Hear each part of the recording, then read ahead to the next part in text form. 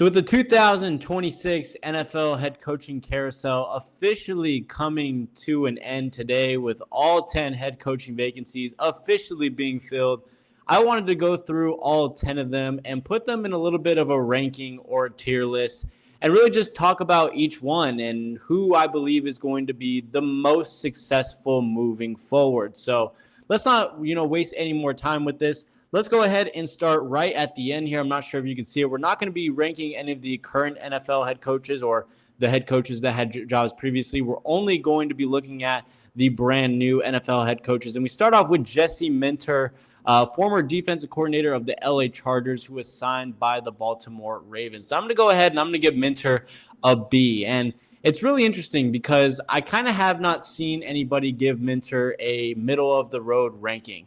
I've either seen, the rankings of him being absolutely exceptional up at an A or being absolutely horrid, down at a C- or D. And listen, I understand that there is a little bit of concern with this, that there is a little bit of concern with every single coordinator or other coach that gets hired to be a first-time head coach, because they are always going to lack experience in certain thresholds, right? Jesse Minter is not experienced with game management as far as calling timeouts and, substituting, especially on the offensive end and whatnot. So there's a lot of things as a head coach that you really have to look over. A leadership role of the whole team, not just focusing on your defense, but also focusing on the other side of the ball. And so there is going to be some concern going in of how they're going to be able to manage the game and their team. But in my eyes, Minter was probably one of the top coordinating prospects in this carousel this year. The way that he's been able to run that zone defense with the LA Chargers, speaking as a Broncos fan who's had to play that team twice a year for the past 2 or 3 years, it was stifling, right? Minter ran a really concise, zone-oriented defense that, once again, as a Broncos fan, limited Bo Nix within his passing game and always gave him a lot of big-time trouble. And the interesting here with Minter going to the Ravens, and one thing that I think is going to really, help him out, is the fact that he's going to be getting the right personnel to work with, as far as he's going to be getting guys like Roquan Smith and Kyle Hamilton, rangy kind of sub linebacker type of players that can kind of play all over the place, who are really solid in coverage and who can kind of just run around and cause a bunch of havoc ultimately, which is what he likes to do, what he did within the Chargers defense as well. And when you add into the fact that you have an offense that you don't necessarily have to put a lot of big time worry into, you have former MVP in Lamar Jackson, you have Derrick Henry in the backfield, you have some really good wide receivers. The defense was the main thing holding back Baltimore this year, and they have some personnel to fill in. They're going to be able to go out and get high-level defensive options because they are a wanted team and still a contending team in my eyes. So to me, if they just fill in a couple of more holes, especially in the secondary issue, they have some decent pass rush options already available. Minter's going to be able to implement his defense right away. He's really only going to need to focus on the defensive end because his offense has so much talent on it. And I think that ultimately what he's going to have to improve on and learn over time is just the part that people are worried about, which is the game managing part, the calling of the timeouts, leading the whole team, substitutions and whatnot.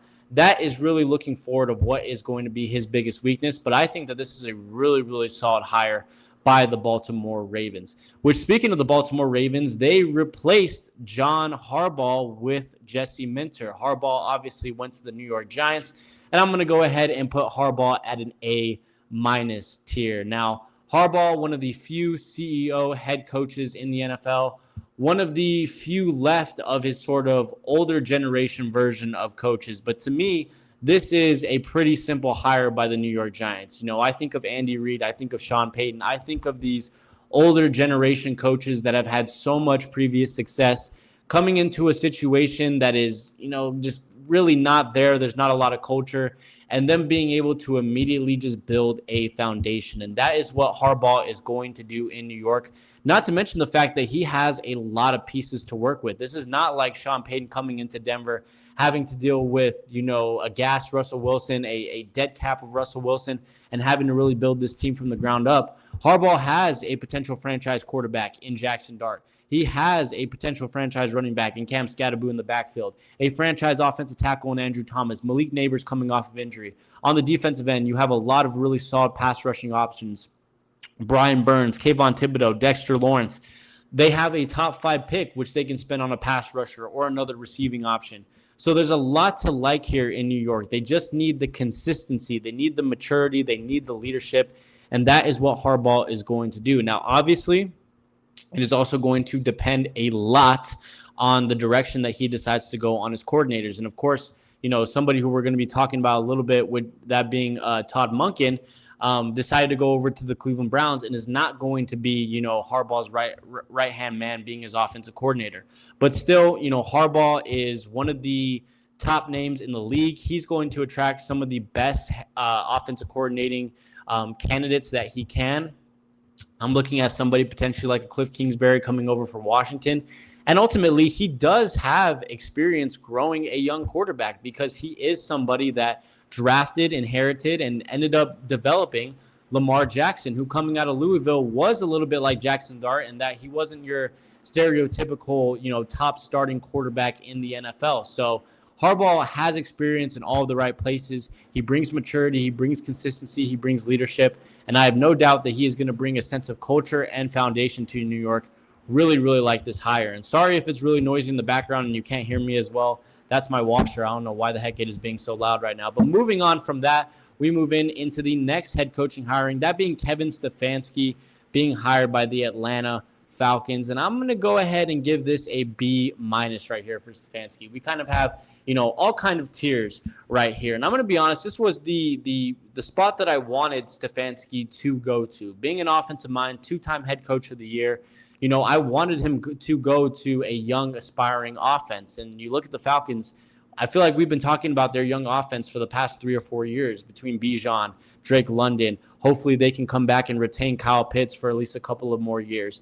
My issue with Stefanski moving forward now, and now that he has this job, is I do not like the way that he has handled his quarterback situations in Cleveland. There was clearly a big-time rift with him and Baker Mayfield. He did not have any trust in his most talented quarterback in the roster last year in Shedeur Sanders and really mishandled that situation. And we look at the fact that, his guy is not Michael Penix, as in he did not draft Michael Penix onto the Falcons.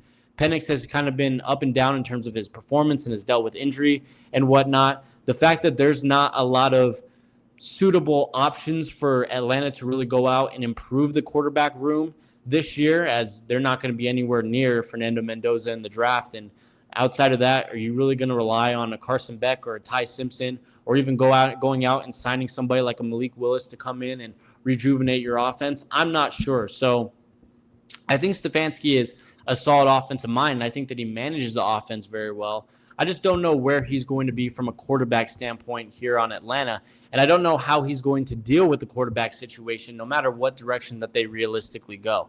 Now, it is nice for him that the defense has been steadily improving. Atlanta used to be one of the worst defenses in the league for a multitude of years. Some of their draft picks like Jalen Walker have definitely paid off, and they did become much more improved this season. So the defense is a little bit more improved. Again, it's going to be on him to manage the offense, and he's going to have to make some tough decisions when it comes to the quarterback situation, and maybe stick it out for a year or two with either Michael Penix or Kirk Cousins, both of which weren't guys that he even wanted there in Atlanta in the first place. So right now I'm going to go B- there for Kevin Stefanski. Quick water break.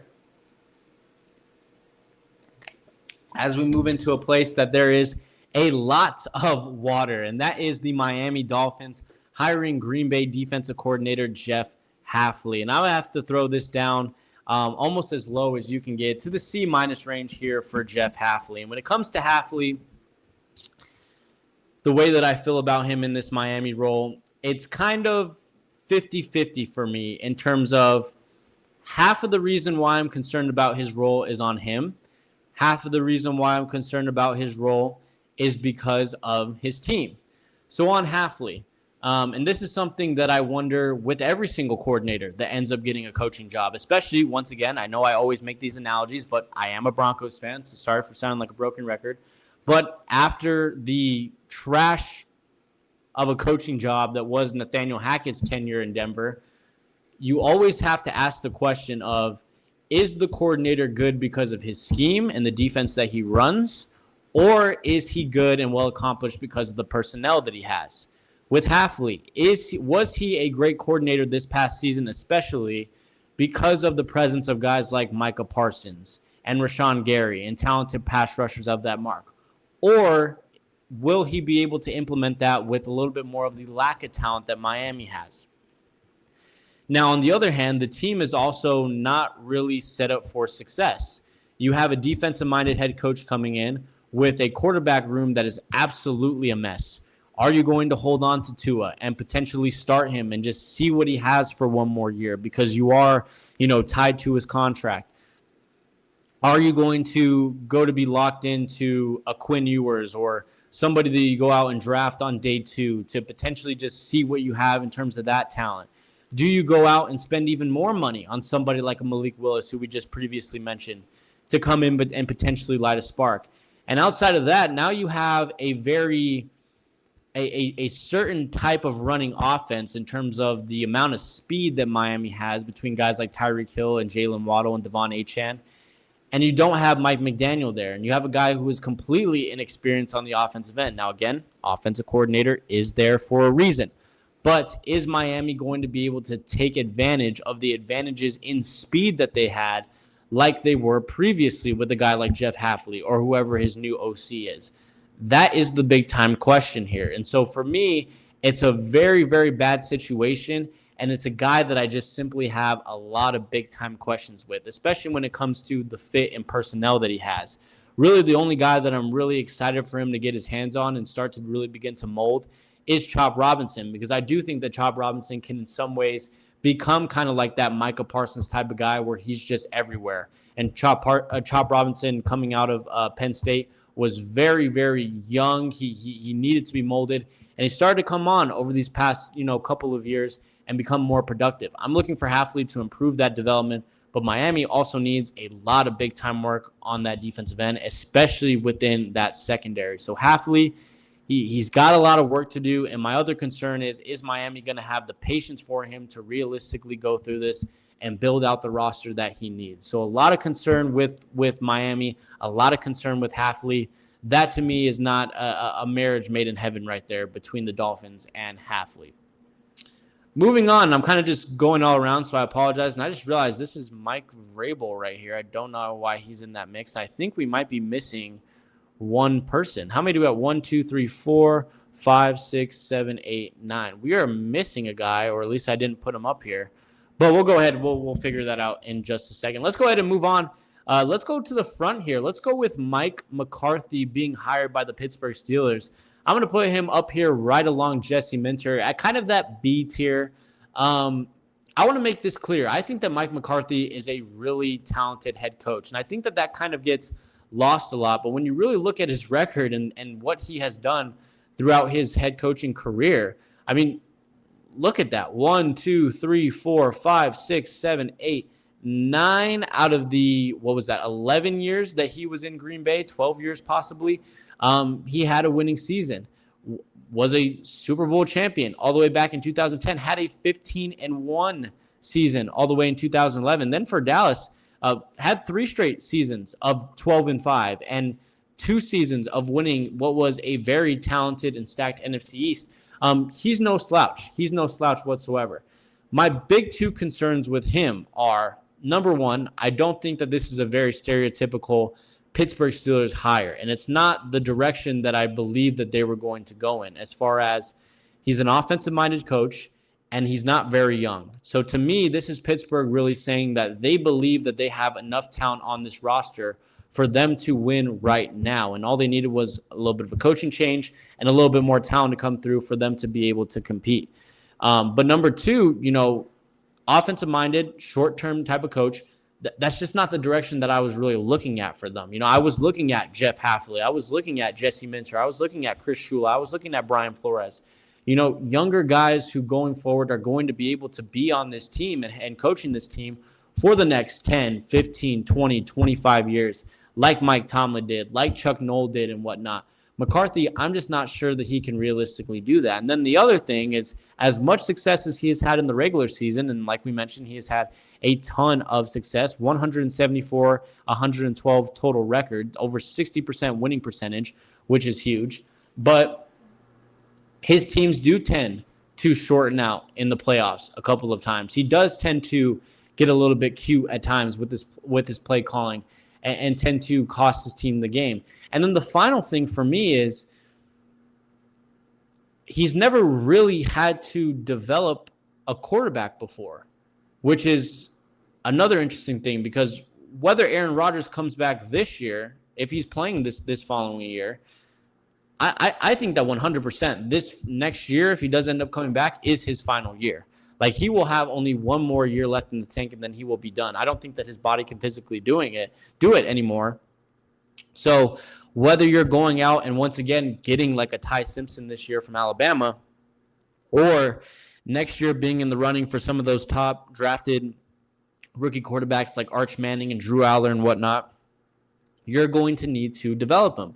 And, I mean, his time in Green Bay, I mean, yes, he did have a little bit of time of molding Aaron Rodgers. I do understand that. But Rodgers was also, his development was skyrocketed and was so quick.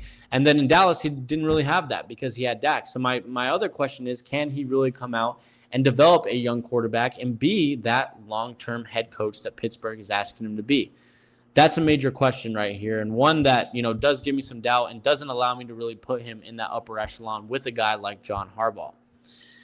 Going on to Robert Saleh. Now, originally when Saleh was hired, I had him around the C- to C range. Reason being is because as great of a defensive mind that he is, and he is fantastic. He can take, scraps. That's basically what he had this year in San Francisco, just pure scraps, and turn it into an all-pro level defense. But I wasn't sure how a defensive-minded head coach of his caliber would really mesh with Cam Ward, which Ward is the big deal maker within this because he is your second-year young quarterback that needs a ton of development, is still really raw, is a little bit too much patient in the pocket at times, and doesn't, holds on to the ball long, has struggles with accuracy at times and whatnot. There are big holes still to patch there with Cam Ward.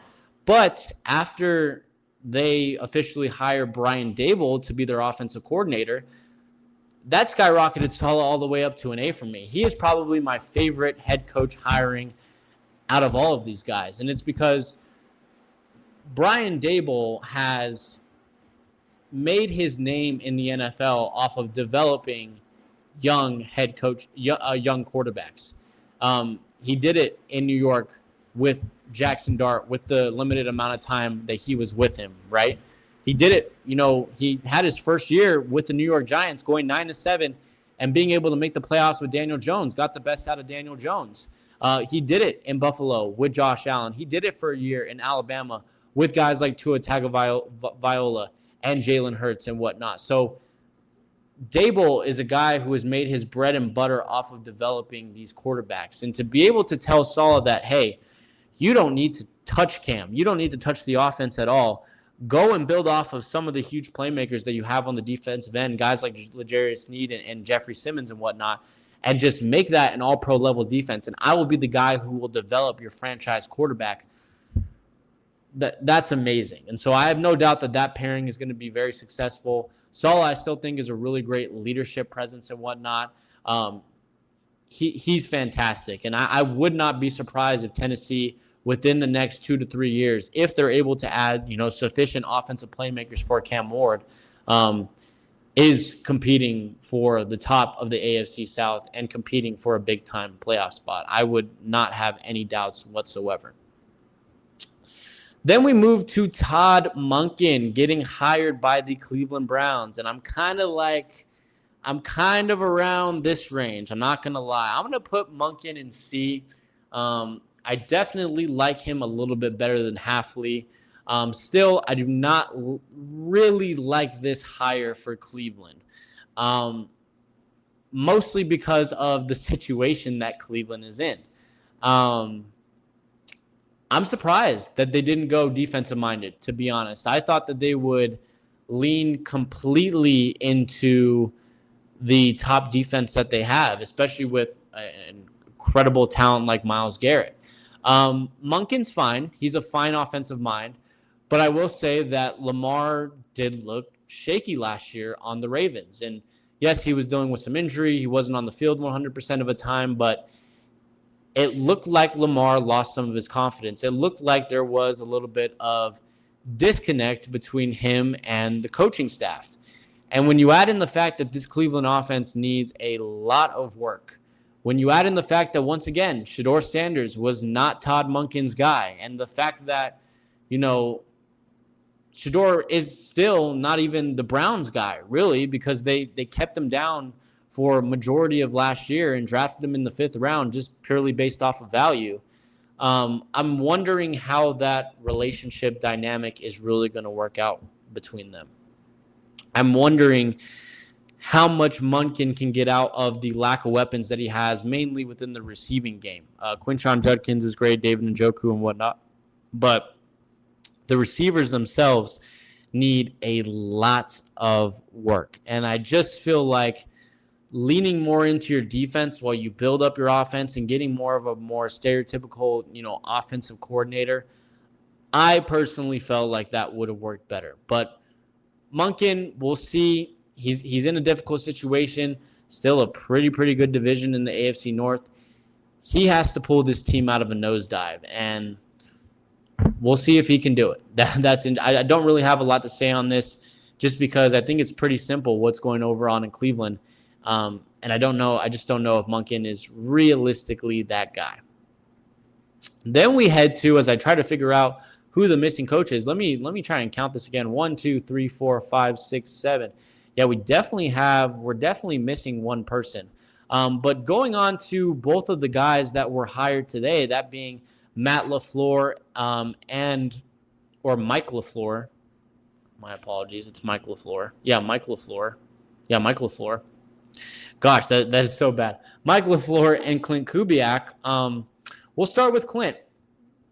He was, once again, one of my favorite head coaching hirings of this cycle. He was probably my top offensive coordinating option within this. And I think that the Raiders got themselves a really, really solid head coach here, especially with what they have incoming with Fernando Mendoza.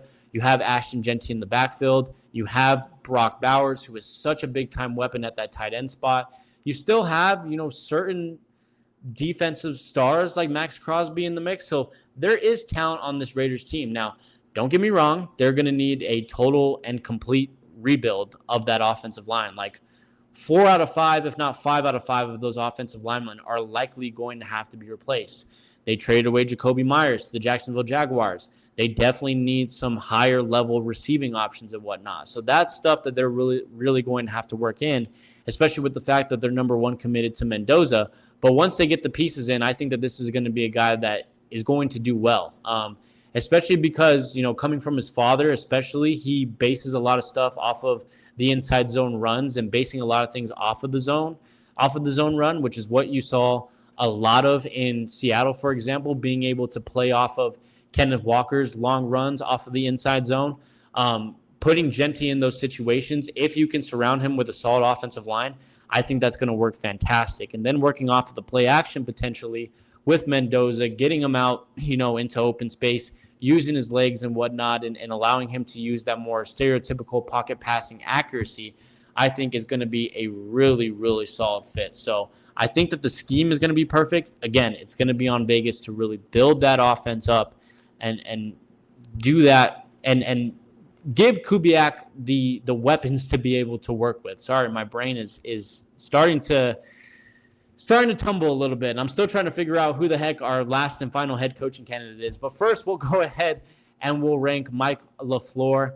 I'm going to rank him, I was about to do a B. I'm going to rank him at a B-. I almost went C, or actually, I'm going to make one more row here. I think that we possibly need it. It is the same color as the B, I understand, but we're kind of running out of colors here. I'm going to put him at a C+. I put C- there. My apologies. At a C+. Not a C underscore, a C+. I'm going to put him at a C+. this is not based off the fact of who he is as a head coach, because he did fantastic for the Rams this year. But he's going from a very talented Rams offense. Do I have to say the names? Matt Stafford, Puka Nacua, Devontae Adams, Kyron Williams, Blake Corum, solid offensive line, to a Cardinals situation that has Marvin Harrison Jr. and that's honestly kind of it.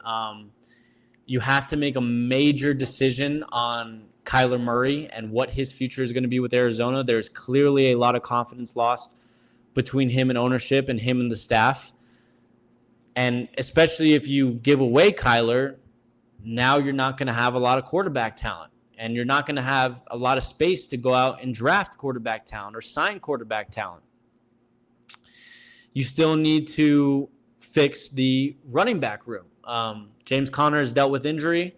The offensive line needs fixing. You need somebody outside of Marvin Harrison Jr. and Trey McBride, for that matter. McBride probably the top tight end in the league. So there are certain pieces, but the holes that they have are massive for LaFleur to come in and deal with immediately. And you have that number 3 overall pick. To me, it has to be an offensive player. I know that there are a lot of, really solid inside linebacker and pass rushing options early on in the draft, but go out, get a Carnell Tate, get a Jordan Tyson, get a Spencer Fano or the offensive tackle from Miami, who I can never seem to pronounce his name. Get an offensive cornerstone, because you are absolutely going to need it, especially if you do not have Kyler Murray going forward next year. So I'm going to put it at a C+ because I trust LaFleur's ability. I don't really trust the situation that he's in. And I think that he went into probably the worst situation out of all of these. I mean, at least in Miami, you have talented playmakers. At least in Cleveland, you have an amazing defense, and you have Njoku and Judkins. In Arizona, there's not a lot to work with there. And it's never been, a top market for free agents to really want to go to.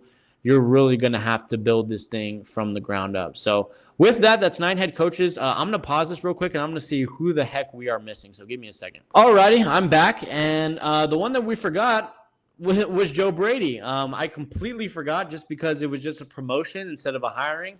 And to be honest, I completely forgot that the Buffalo Bills even had head coach vacancies. So sorry, Joe, you're not forgettable. It's just your head coaching vacancy was very forgettable. But Joe Brady did get promoted from offensive coordinator to the head coach of the Buffalo Bills. Ooh, where am I going to put this? I'm going to put him at a B. I like him more than Stefanski in terms of his relationship and his ability with his quarterback. That's kind of the main separator here. Brady has done a tremendous job with Josh Allen in the very few years that he has been there as Buffalo's OC.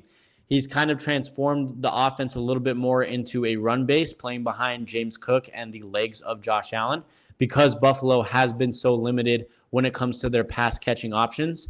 I have to say, though, that is something that needs to change, and is one of the reasons why I do have this at a B, because Buffalo is going to have to figure out a way to reinvent this passing game. They are going to have to get some talent out there, because if not, they're just going to be limited at some point and have, a lower ceiling than everybody else, and they're going to continue to get stopped in the divisional or conference round. And so Brady is going to have to do that. Again, a B is also here. He's not at an A- or A, because he doesn't have a lot of prior head coaching experience either. And so he is going to have to work in the ability to manage time and whatnot, like Jesse Minter is, for example, that I listed a little bit earlier. But Brady overall throughout his career and his time with the Bills has showcased himself to be a good offensive mind. He knows the team. He knows the offense. He knows all of the players. The ownership obviously has a ton of confidence in him, which I'm sure feels great. So overall, I don't think that you can put this hiring really any lower than a B right here. But that's really all. That's all of the 10 head coaching vacancies ranked. Let me know what you think about this list down below. What would you change? What do you think is about right? Who was your favorite head coach hiring? Who was your least favorite? Which one of these was a big-time surprise? Answer all of those questions down below in this comment section. as well as leaving a like on this video, subscribing to the channel, and sharing it with your friends. And if you haven't already, go ahead and follow us on all social medias, that being TikTok, Instagram, and Twitter. All of those ads are going to be down below. We're on all of those social medias. You will get to see my latest reactions to breaking news within the NBA, the NFL, and combat sports. And you will never miss whenever the podcast decides to upload an episode. And without further ado, guys, that's all that I have for you guys today. I will see you guys on the next one. I hope that you guys have a great start to your week, and peace.